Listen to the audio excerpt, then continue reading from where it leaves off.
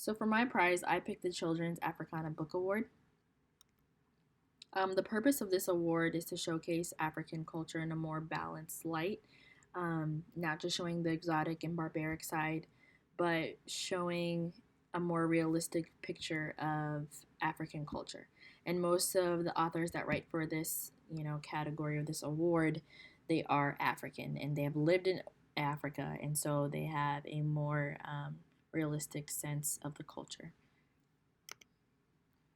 Prizing criteria: nominated books must be for ages 4 to 18. Um, the majority of the book does have to be about Africa. The book also has to be copyrighted in the year preceding the awards ceremony and must be available in hardback or paperback and also in English, but translations are available. As far as nominations are made by publishers, and publishers can make as many separate titles as they want. Um, After that process, each book is evaluated by African studies and children's literature scholars. Then reviews of nominated titles are posted on Africa Access. Then lastly, selected printed reviews are published in Sankofa, which is a journal. This award was presented at first in 1991, and today there are more than 70 awards that have been given. It was originally created by Africa Access and the Outreach Council of the African Studies Association to kind of showcase African culture in a more positive and balanced light as the increase of African immigrants rose in the U.S.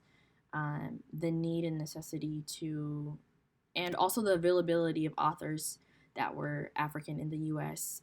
Increased, and so this kind of gave the push to the award. They had the authors, and they also there was more advocacy for the need to showcase African culture and share it rightly. Audience, as we talked about, is ages 4 to 18. There are 3 categories for this award: young children, older readers, and new adult. Something interesting to note is that as far as the website goes, it didn't really um, clearly distinguish between these 3 categories. So I think that really kind of ties into the keywords that we've been reading about and kind of the difficulty in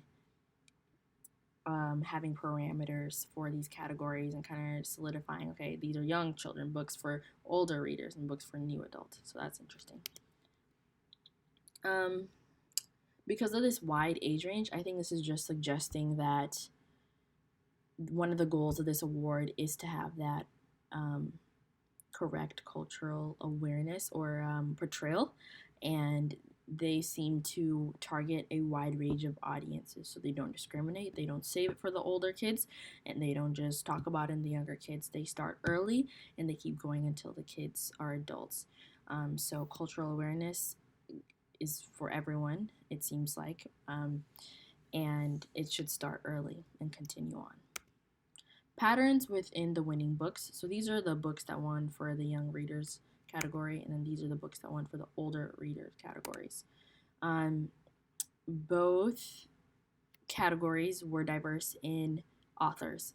There wasn't just the same Nigerian author writing.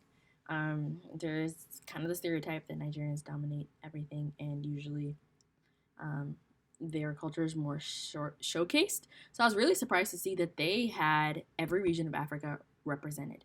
So they had authors from Egypt writing about Egypt, authors from Kenya writing about activists, in Kenya, like Seeds of Change. That's a book about a Kenyan woman. They had writers from Uganda. They had writers where the protagonist was Muslim, so there was kind of that intersectionality, but there wasn't a ton in sexuality or race per se. Well, there was a little bit, yeah, but there was not a lot of diversity in sexuality because a lot of African countries are religious. But there was diversity in country and location, author. Most of the books were fiction. There was some fiction. There was diversity in the kind of fiction, the style. So it was in different settings. Some were adventures. There was not a lot of mysteries though. But yeah, some were adventures, some were realistic. A lot of realistic fiction. Yeah, so it was diverse because Africa is diverse. So naturally there was diversity, but there was lacking diversity in some things. Um, yeah, availability and accessibility was lacking though, because not all of the books that I've won in the last 2 years are available in the libraries. 70% of them were available in the Adair County one, but only 80% were available in the St. Louis County Library. So I was finding it really surprising that not all the books that I've won in the last 2 years are available in the library, and even when they are, there's only one copy. So my position on this award, I think it was really successful in the fact that it shines light on books that would otherwise get overlooked, and it also allows for recognition for specific characteristics that can't be listed under one award. So it's hard to have just one award that is diverse in culture, religion, race, etc., etc. Um, and just have one award for that. So having awards that are categorized does allocate for recognizing specific characteristics, like recognizing books that are very culturally enlightening, or books that are very fictionally, good, or like books that are really good in the disability category.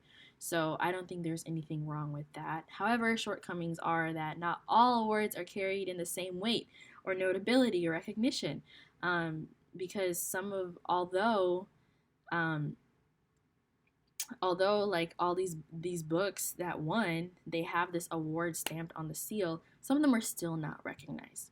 So although these awards do give recognition, sometimes the recognition doesn't hold as much weight. um, yeah, so that's kind of the sad thing, but we're making progress. Those are my sources.